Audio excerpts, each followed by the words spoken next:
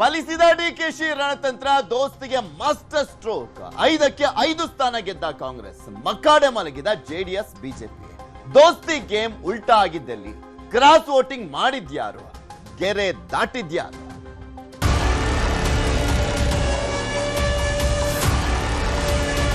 ಮೂರು ಮತಗಳು ಅಡ್ಡ ಮತದಾನ ಆಗಿದೆ ಎಲ್ಲವೂ ಕೂಡ ಮುಂದೆ ಮಾಹಿತಿಗಳು ಸಿಕ್ಕಾದ ನಂತರದಲ್ಲಿ ಅದ್ರ ಬಗ್ಗೆ ಚರ್ಚೆ ಮಾಡ್ತೇವೆ ಬೇರೆ ಬೇರೆ ಪಕ್ಷದವರು ಯಾರು ಕೊಟ್ಟಿದ್ದಾರೆ ಅಂತ ನಂಬರ್ ಕಾಣ್ತಾ ಇದೆ ಅವರ ವಿಶ್ವಾಸಕ್ಕೆ ನಾನು ನಿಮ್ಮ ಸೇವೆಯನ್ನು ಮಾಡ್ಕೊಳ್ಳಿಕ್ಕೆ ಮುಂದುವರಿಸ್ತೇನೆ.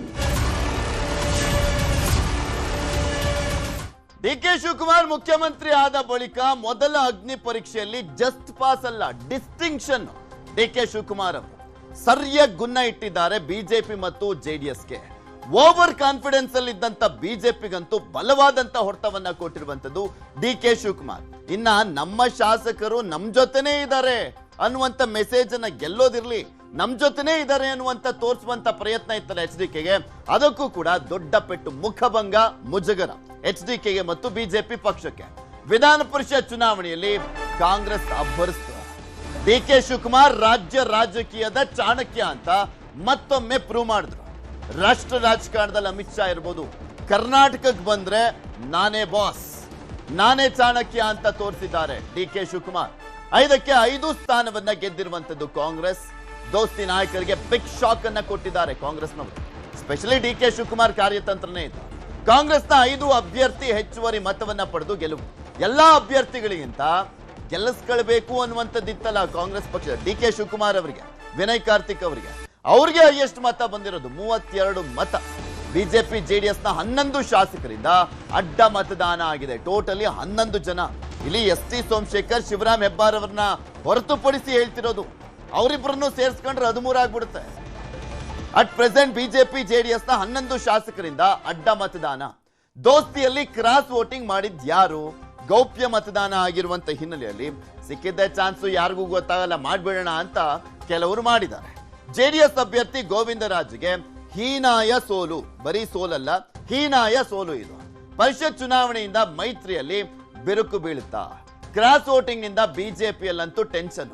ಅವರ ನಾಯಕತ್ವದ ಮೇಲೆ, ವಿಜೇಂದ್ರ ಅಶೋಕ್ ನಾಯಕತ್ವದ ಮೇಲೆ ಎಷ್ಟು ಮಟ್ಟಿಗೆ ಅಲ್ಲಿನ ಶಾಸಕರಿಗೆ ನಂಬಿಕೆ ಇದೆ, ವಿಶ್ವಾಸ ಇದೆ ಅನ್ನುವಂಥದ್ದಕ್ಕೂ ಕೂಡ ಇದೊಂದು ಉದಾಹರಣೆ ಆಯ್ತು ಅಂತ ಹೇಳಿದ್ರೆ ತಪ್ಪಾಗ್ಲಿಕ್ಕಿಲ್ಲ. ನಾಯಕತ್ವ ಅನ್ನುವಂಥದ್ದು ಎಷ್ಟು ಮಟ್ಟಿಗೆ ಬಿಜೆಪಿಯಲ್ಲಿ ಕೊಳ್ತ ನಾರ್ತಾ ಇದೆ ಅನ್ನುವಂಥದ್ದಕ್ಕೂ ಕೂಡ ಉತ್ತರ ಏನಾದ್ರೂ ಸಿಕ್ತಾ ಈ ಒಂದು ಎಲೆಕ್ಷನ್ ಮುಖಾಂತರ ಅಂತ. ಓವರ್ ಕಾನ್ಫಿಡೆನ್ಸ್ ಅಲ್ಲಿ ಇದ್ರು ಅಶೋಕ್ ಮತ್ತು ವಿಜೇಂದ್ರ. ಇನ್ನು ಬಿ ಕೆ ಹರಿಪ್ರಸಾದ್ ಕಾಂಗ್ರೆಸ್ ಅಭ್ಯರ್ಥಿ, ಪಿಸಿಸಿ ಅಧ್ಯಕ್ಷರು, ಅವರು ಕೂಡ ದೊಡ್ಡ ಗೆಲುವನ್ನ ಕಂಡ್ರು. ಇನ್ನ ಪಟ್ಟಕ್ಕೆ ಇರಿದ ಬೆನ್ನಲ್ಲೇ ದೊಡ್ಡ ಹೊಡೆತಗಳನ್ನ ಕೊಡ್ತಾ ಇರುವಂತದ್ದು ಡಿಕೆ ಶಿವಕುಮಾರ್. ಮಾಸ್ಟರ್ ಸ್ಟ್ರೋಕ್ ಅನ್ನ ಕೊಟ್ಟರು ದೋಸ್ತಿಗೆ. ಜೆಡಿಎಸ್ ಅಭ್ಯರ್ಥಿಯನ್ನ ಸೋಲಿಸಿ ಗೆದ್ದು ಬೀಗಿದ್ರು ಡಿಕೆ ಶಿವಕುಮಾರ್. ಬರೀ ಜೆಡಿಎಸ್ ಕೊಡ್ತಾ ಮಾತ್ರ ಅಲ್ಲ, ಇಲ್ಲಿ ಬಿಜೆಪಿಗೂ ಕೂಡ ದೊಡ್ಡ ಹೊಡೆತವನ್ನ ಕೊಟ್ಟಿದ್ದು ಡಿಕೆಶಿ. ಜೆಡಿಎಸ್ ಬಿಜೆಪಿಯ ಶಾಸಕರನ್ನ ಸೆಳೆಯುವಲ್ಲಿ ಯಶಸ್ವಿಯಾಗಿದ್ದಾರೆ. ವಿನಯ್ ಕಾರ್ತಿಕ್ ಗೆಲ್ಲಿಸುವಲ್ಲಿ ಸಿಎಂ ಡಿಕೆಶಿ ಚಾಣಕ್ಯ ನಡೆ. ನಾನು ಅದಕ್ಕೆ ಹೇಳಿದ್ದೆ, ರಾಜ್ಯ ರಾಜಕಾರಣದ ಚಾಣಕ್ಯ ಡಿಕೆ ಶಿವಕುಮಾರ್ ಅಂತ. ಅದರಲ್ಲೂ ಸ್ಪೆಷಲಿ ತನ್ನ ಪರಮಾಪ್ತನಿಗೆ ಟಿಕೆಟ್ ಕೊಡಿಸ್ಕೊಂಡಿದ್ದು ಗೆದ್ದೆ ಗೆಲ್ಲಿಸ್ತೀನಿ ಅನ್ನುವಂತ ಆ ಕಾನ್ಫಿಡೆನ್ಸ್ ಅಲ್ಲೇನೆ ರಾಜಕೀಯ ವೈರಿ ಎಚ್ಡಿಕೆಗೆ ಡಿಕೆಶಿ ಟಕ್ಕರ್ ಕೊಟ್ರು. 11 ಶಾಸಕರಿಂದ ಕ್ರಾಸ್ ವೋಟಿಂಗ್ ಮಾಡಿಸುವಲ್ಲಿ ಯಶಸ್ವಿಯಾಗಿದ್ದಾರೆ. ಬಿಜೆಪಿಗೂ ಮಾಸ್ಟರ್ ಸ್ಟ್ರೋಕ್ ಇದು. ರಾಷ್ಟ್ರ ಮಟ್ಟದಲ್ಲಿ ಏನೇನಾಗ್ತದೆ ಎಲ್ರಿಗೂ ಗೊತ್ತಿರುವಂತದ್ದೇ. ಆ ಪಕ್ಷ ಓಳಾಯ್ತು, ಟಿಎಂಸಿ ಪಕ್ಷ ಚಿಂದಿ ಚಿತ್ರನ್ನ ಮಾಡಿದ್ರು, ಶಿವಸೇನೆ ಉದ್ಧವ್ ಠಾಕ್ರೆ ಪಕ್ಷ ಏನಿತ್ತು ಅದು ಕೂಡ ಅರ್ಧಕ್ಕರ್ಧ ಓಳಾಗೋಗ್ಬಿಟ್ಟಿರುವಂತದ್ದು.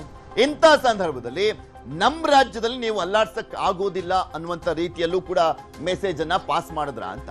ಲಿಂಗರಾಜು ಪಾಟೀಲ್ ಅವರಿಗೆ 30 ಮತಗಳನ್ನ ಅಲ್ಲಿ ಅವರು ಅಂದ್ರೆ ಡಿವೈಡ್ ಮಾಡಿದ್ದು, ಆದ್ರೆ ಬಂದಿದ್ದು ಬರೀ 27 ಮತ. ಅಲ್ಲಿ 3 ಮತ ಅಡ್ಡ ಮತದಾನ ಆಗಿದೆ. ಇನ್ನೊಂದ್ ಕಡೆ ರಘು ಕೌಟಿಲ್ಯ ಅವರಿಗೆ ನಿಗದಿ ಮಾಡಿದಂತ 30 ವೋಟಲ್ಲಿ 1 ಅಸಿಂಧು ಆಗಿದೆ ಅಂದ್ರೆ ಲೆಕ್ಕ ಹಾಕೊಳ್ಳಿ. ನಮ್ಮ ಶಾಸಕರ ತಿಳುವಳಿಕೆ, ಬುದ್ಧಿ, ಅಜ್ಞಾನ ಅನ್ನುವಂಥದ್ದು ಎಷ್ಟು ಮಟ್ಟಿಗಿದೆ ಅಂತ.